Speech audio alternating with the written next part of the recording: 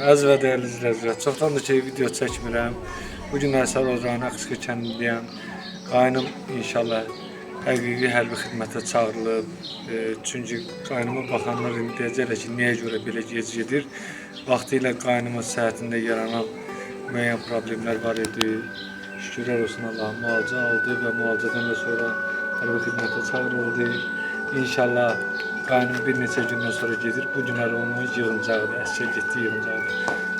Sənə və bütün Azərbaycan əskərlərinə Allah köməkdir. Allah Taala sizləri qorusun, öz pənah. Nə demək istəyirsən?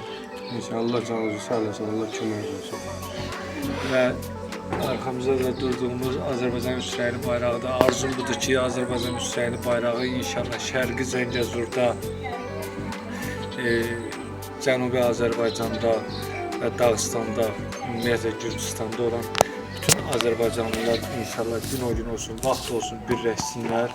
O arzusunda olduğumuz dünyada olan Turan ordusu yaransın inşallah və sən də Turan ordusunun bir igid əskəri olasan, qələbə qazanasan, sağ gələsən və salamat gələsən inşallah.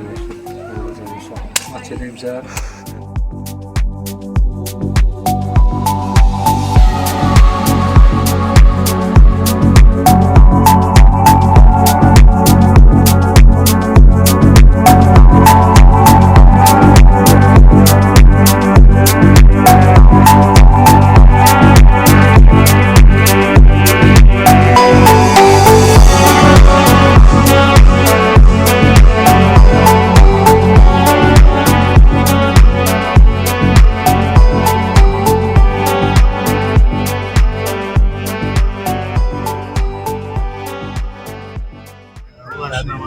Sağ salamat etsin gelsin. Zaten Allah'ın borcunu yerine getirsin.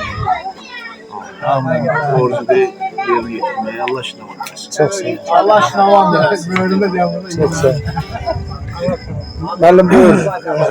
Az və dəyərli müəllim. Allah aşkına versin. Sağ salamat etsin gelsin. Dördüğüne geldi de geldi.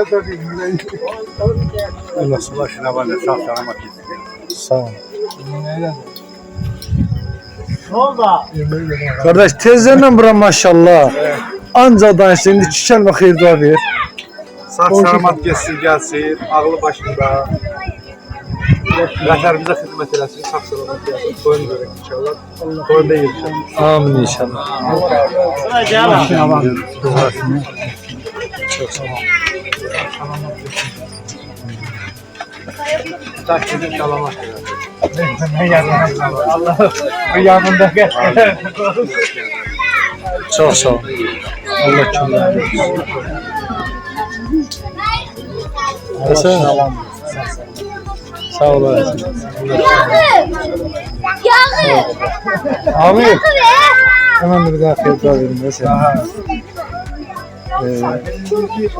İnşallah yansa Azərbaycan əsgərlərinə arzum sonsuzdur və müzəffər Azərbaycan ordusu ki var. Allah Teala həmişə bunu müzəffər qərar versin. Əslində müddətdə bizim Azərbaycanımız bizi işğal altında olan torpaqlarımızı azad elədi. Gün o gün olsun ki, sənət içində olan Üsrəyli bayrağımız Şərqi Zəngəzurda, Cənubi Azərbaycanda, Tehranda, Dağıstanda, ümumiyyətlə Gürcüstan Azərbaycanda bizim madələrimiz var. Biz böyük bir xalqıq. Allah'tan arzu edirəm ki, Allah Teala müzəffər Ali Baş Komandanımıza kömək olsun. Azərbaycan deyilən məmləkət birləşsin, arzusunda olduğumuz böyük bir Turan ordusu yaratır.